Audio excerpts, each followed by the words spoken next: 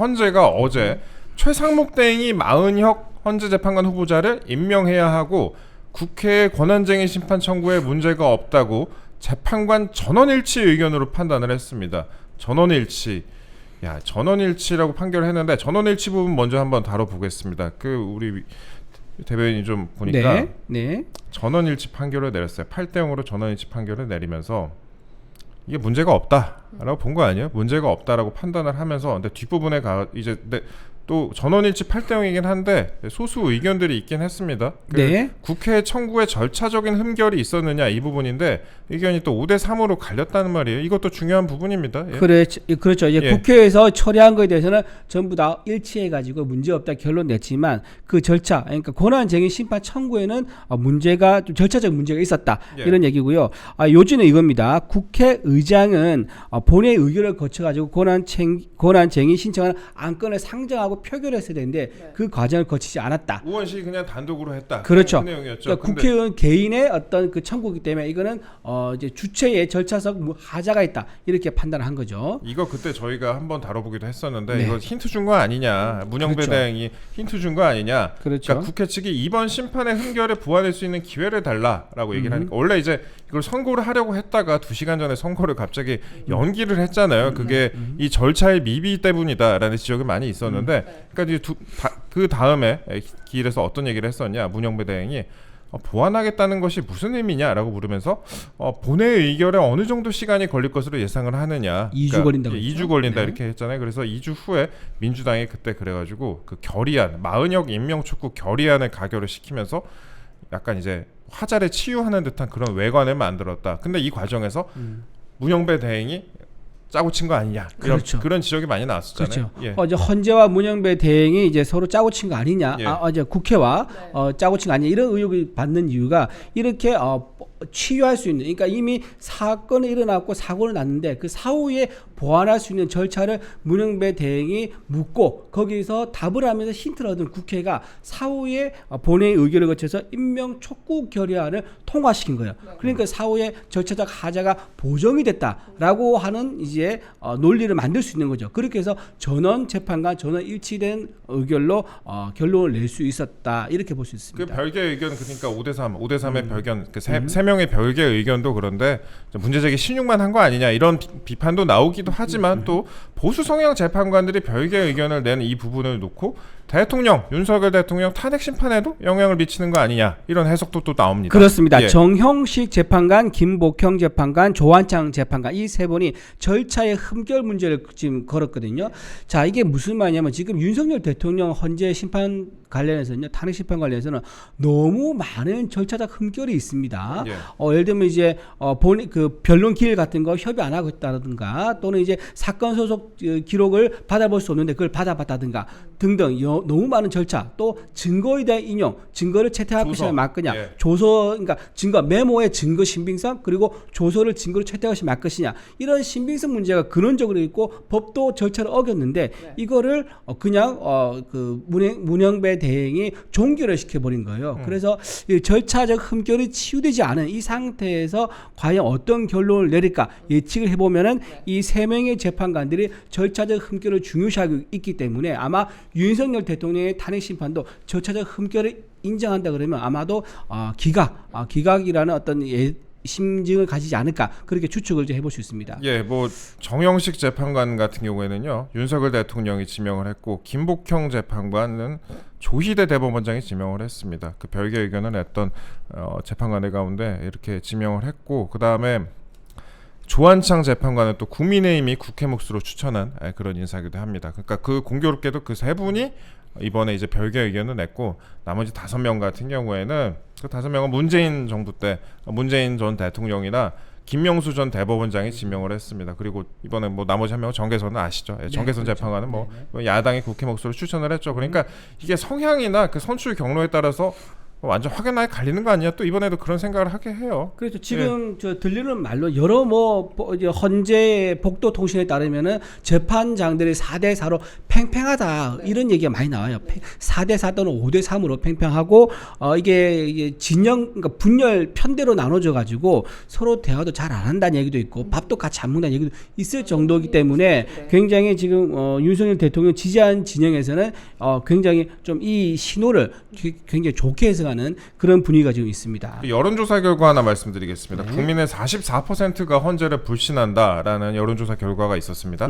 NBS 조사였는데 NBS 조사에서 지난 24일부터 26일까지 전화 면접 방식으로 조사를 했는데 헌법재판소를 불신한다라는 게 이제 윤석열 대통령 탄핵 심판 과정에서 이제 불신한다라는 응답이 44%로 나타났습니다. 근데 신뢰한다보다 약간 낮긴 한데요. 그래도 이 부분에서 좀 우리가 지켜봐야 되는 포인트가 이게 신뢰하지 않는다는 이 응답 자체가 지난 조사에 비해서 3%가 증가를 한 것으로 나타났어요. 그러니까 그렇죠. MBS가 딱히 뭐 그 여당 쪽에 잘 나오는 조사는 아니잖아요. 근데 41%에서 44%로 증가를 했다 이렇게 말씀드립니다. 그리고 특히 20대, 30대가 40대, 50대보다 이 헌재의 탄핵 심판 과정을 상대적으로 더 신뢰하지 않고 있다라는 그런 결과가 있었습니다. 20, 30대가 특히 좀 더 신뢰를 하지 않고 있는 것 같아요. 예. 갤럽에서도 비슷한 결과 나왔어요. 그렇죠, 갤럽에서 예. 신뢰하지 않는다가 지난번에는 31%였는데 9%포인트가 늘어나서 40%가 헌재를 신뢰하지 않는다라고 그런 조사가 나왔다고 합니다. 네, 그렇습니다. 저희가 이 정도면 다뤄봤고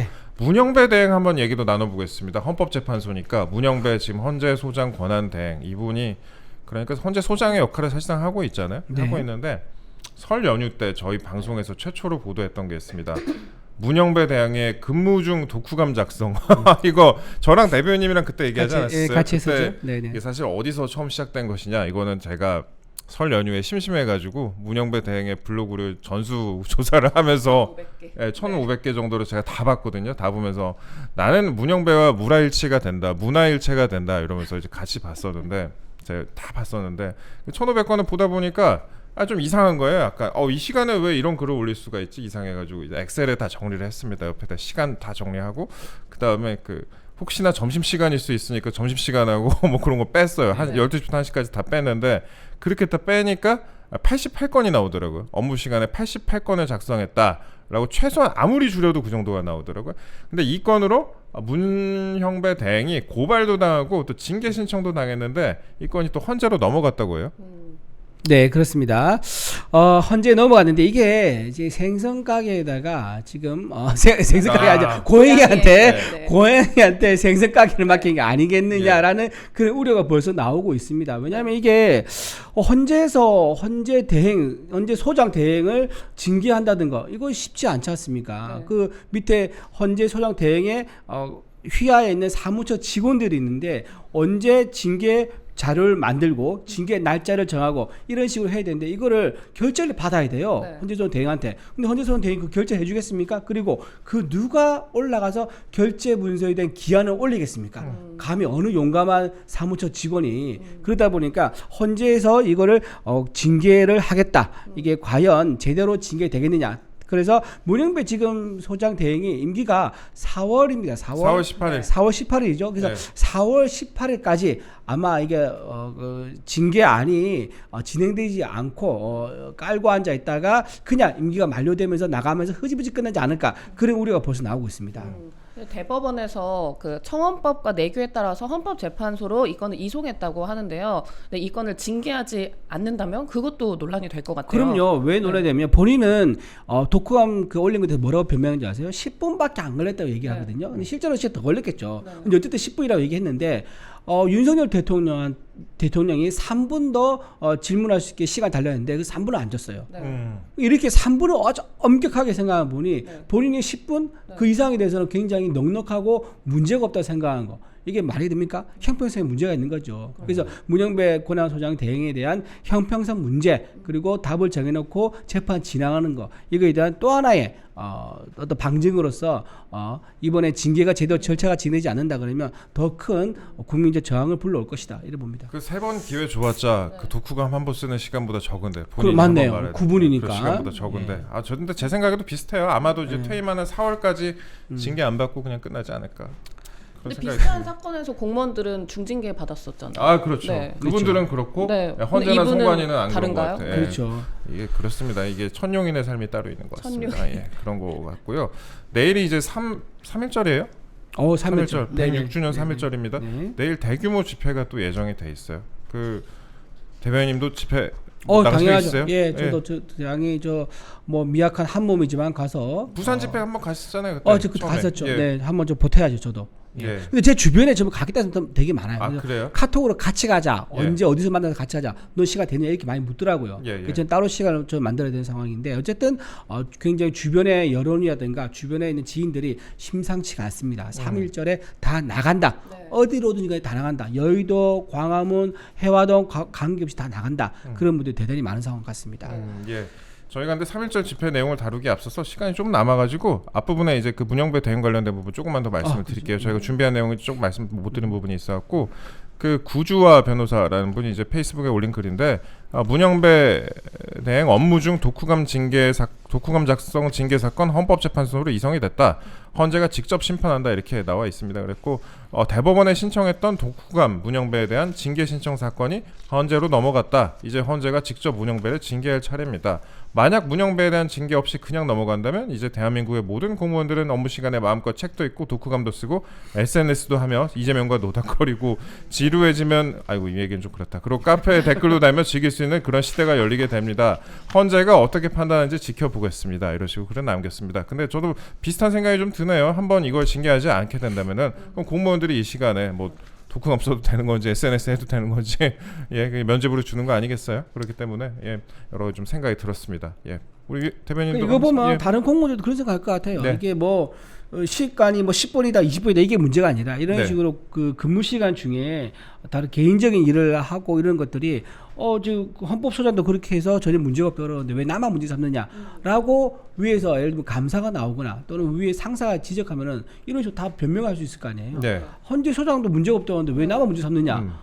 당신 헌재 소장 높아 이렇게 뭐라고 답을 하겠습니까? 기강 회의에 막 큰 역할을 할 수도 있을 것 같아요. 그렇죠. 네. 예. 그리고 저희가 헌재 관련 얘기를 좀 다뤘으니까 마은혁 후보자에 대해서도 좀 얘기를 나눠봐야 될 것 같은데 마은혁 후보자에 대해서 헌재가 이제 뭐 어제 결정을 내렸잖아요. 그래서 국회 헌재 구성권을 침해했다. 재판관 전원 일치로 8대0으로 결정을 내리면서 이제 마은혁 후보자 임명 보류에 대해서 이제 위헌이다 이런 식으로 결정을 내렸는데 근데 이제 다만 뭐 마 후보자가 헌재 재판관 지위에 있음을 확인하거나 그를 즉시 임명하도록 명령해달라는 그런 민주당 측의 청구는 각하를 했다고 합니다.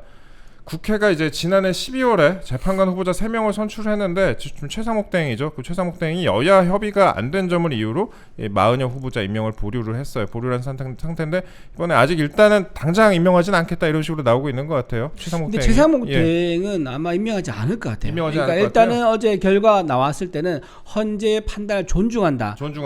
이건 되게 형식적으로 공무원 본인이 이제 공무원 최고심 수반으로 있지 않습니까? 대대행이지만은 네. 그러다 보니까는 헌재 결정에 대해서 수긍하는 이제 그런 태도를 보여야죠. 네. 이제 그래서 형식적으로 막 존중한다라 한 것 같고요. 내용은 본인이 얘기했던 거, 그러니까 여야 합의가 안 됐다는 게 제일 핵심입니다. 그렇죠. 예. 지금 다른 재판관 후보들은요, 그게 그 추천서에 보면요, 양당의 이름이 딱 박혀 있습니다 문서에. 네. 근데 마은혁 재판관에 대해서는 우리 국민의힘 이름이 없습니다. 네. 그러니까 한쪽만 추천하고 한쪽 추천 안 하는 게 명백하게 드러낸 거죠. 그렇기 때문에 합의, 그러니까 최상목 대행이 줄곧 얘기했던 합의만 한다면 하겠는데 합의가 안 됐기 때문에 합의가 안 됐으니까. 그렇죠. 예. 그 상황에서 갑자기 바뀐 상황이 없는데 이거를 입장을 바꾼다? 아마 저는 입장을 바꾸거나 그러지 않을 것 같습니다. 여기서 왜 저희가 이 말씀을 드리냐면 중요한 부분이 이제 마은혁 후보자가 만약에 임명이 될 경우에 윤석열 대통령의 탄핵 심판에 참여하느냐 그 부분이에요. 그러니까 예. 마은혁 후보자가 합류를 하게 된다면 이 탄핵 심판의 공정성을 두고 또 한 번 심각한 분쟁이 벌어질 수가 있습니다. 지금 이미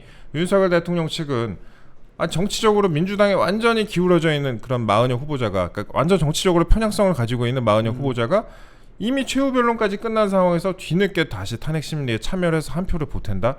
이거는 불공정하다. 이렇게 그렇죠. 그런 것도 않습니까? 있지만 예. 사실 그게 굉장히 일정을 또 늦추는 또 문제가 있어요. 이제 이제 변론 갱신해야 되거든요. 그러니까 한 네. 번 더 변론 열어야 돼요. 그러고 나면 또 해야 되기 때문에 그 심판을 내야 되기 때문에 이게 2주 정도 심판 결정을 내는 날이 늘어납니다. 예. 지금 3월 중순 예상하고 있는데 이게 그러면 3월 말 또는 4월 초로 가게 되거든요. 네. 근데 이재명 대표의 항소심 선고가 3월 26일에 예정됐어요. 그러니까 어떻게 보면 이재명 대표 선고가 더 빨리 날 수 있는 상황이 되기 때문에 네. 헌재가 아마 이런 걸 감안한다 그러면 실제로 마흔역 재판관을 데리고 와서 변론에 참여시킨다든가 이런 목적 아닌 것 같아요. 그 목적 아닌 것 같고 진짜 목적은 뭐냐면은 지금 이재명 대표가 선거법 위반 관련해서 위헌 제청했지 않습니까? 네. 위헌 심판 제청했지 않습니까? 여기에 대해서 좀 더 유리한 판단하기 위해서 우리 법 연구에 확실한 자기 편이라 할 수 있죠. 우리 법 연구에 카르텔을 좀 더 보강할 수 있는 구조를 만들자. 헌재가 지금 우리 법 연구회가 3명이고 간접적으로 우리 법 연구회가 1명 더 추가돼서 4명이거든요. 그럼 5명을 우리법 연구회 출신으로 헌재를 쳐오면은 만약에 이재명 대표 관련된 그 선거법 위반, 그러니까 허위사실 유포했을 경우 이게 허위사실 유포를 심판하면 너무 그게 헌법의 어떤 그 취지에 어긋난다, 표현의 자유에 취지에 어긋난다. 이거를 위에서 심판할 경우에 좀 더 유리하게 판단해서 이재명 대표의 사법 리스크를 줄일 수 있지 않느냐, 이런 목적으로 아마 마흔역 재판관을 헌재에 앉히려고 하는 게 아닌가 이런 생각해 봅니다. 전 뭐 뭘 해도 이제는 신뢰가 잘 안 들어가. 그렇죠. 대부분의 국민들께서 그동안에 절반의 국민이 좀 부신하고 있는 상황에서 약간 여러 가지 좀 생각이 드네요. 마흔역 후보자가 판사 시절에 이런 판결을 했었습니다. 국회의사당을 폭력 점거했던 민노당 보좌진에 대해서 공소 기각이다 이런 상식 밖의 판결을 내렸어요. 그때 왜 공소 기각 판결을 내렸냐? 다른 정당에 대해서도 처벌하지 않았는데 왜 민노당에 대해서만 이거 기소를 하냐? 그래서 이거 공소 기각이다 이런 식으로. 그러니까 같이 때렸는데 왜 얘만 갖고 그래 이런 식으로 해서 얘도 공소 기각이다 이렇게 판결을 내렸고, 그 전엔 또 노회찬 전 민노당 의원의 후원에 또 후원금을 내갖고 경고를 받았었죠. 그리고 공무원은 이제 정치적 행위를 하면 안 되는데 네. 특정 정치인에게 후원금 낸 게 정치행위라고 본 거죠. 네, 지금 이제 있는 여러 헌재 재판관들 중에서도 가장 정치적으로 편향됐다라는 그런 시비를 받는, 그런 논란을 받는. 과거에 이제 학생 운동을 했었는데 인민노련 사건이라고 있었습니다. 그렇죠. 지하혁명 조직이라고 부릅니다. 지하혁명 조직의 공식 명칭이에요. 거기서 인민노련에서 활동하면서 핵심 이론가로 활동했다고 그러더라고요. 네. 핵심 이론. 그러니까 새로운 이제 활동가가 들어오면요, 세뇌시키는 교육, 세뇌시키는 담당하는 사람이에요. 그러니까 굉장히 이론적으로는요 아주 철저한 사람이라는 얘기죠. 그러니까 어떤 그 생각 유연성이 없이 확실한 좌파에 굉장히 경도되어 있는 사람이다 이렇게 볼 수 있습니다. 예, 여러 가지 그 국민들께서 많은 우려를 갖고 있습니다. 지금도 헌재가 편향됐다라는 그런 지적을 받고 있는데 마흔역 후보자에 대해서 특히 많은 국민들께서 우려를 좀 하고 있는 그런 상황입니다. 내일 3.1절 얘기 다시 한번 해볼게요. 네. 3.1절 이제 106주년 3.1절입니다. 3.1절이 1919년이었잖아요. 네. 1919년이었는데 106주년 2025년이나 됐네요. 그렇게 됐는데 벌써 3월이 됐다. 또 이런 말씀 드리고, 내일 대규모 집회가 예정이 되어 있는데 여의도와 광화문 일대에서 탄핵 반대 대규모 집회가 일단 예정이 되어 있습니다. 네. 그 동안에도 부산, 대구, 광주, 대전, 천안 등지에서 상당히 큰 집회가 있었는데 서울에서도 물론 있었고요. 그런데 이번에는 서울에서 아주 대규모로 집회가 예정이 되어 있다고 말씀드리겠습니다. 일단 3.1절 서울 곳곳에서 대규모 집회가 예고되고 있다, 그렇게 설명을 좀 드리고, 경찰에 따르면 보수나 그리고 좌파나 시민단체가 내일 이제 서울 광화문, 안국역, 여의도 등에서 윤석열 대통령에 대한 탄핵 찬성 반대 집회를 개최를 한다고 합니다. 이렇게 좀 여러 가지 좀 계획이 돼 있고요. 특히 이제 많은 분들이 그 전한계 선생님 나오는 집회에 대해서 많은 관심 가져주시고, 그 다음에 저희도 예전에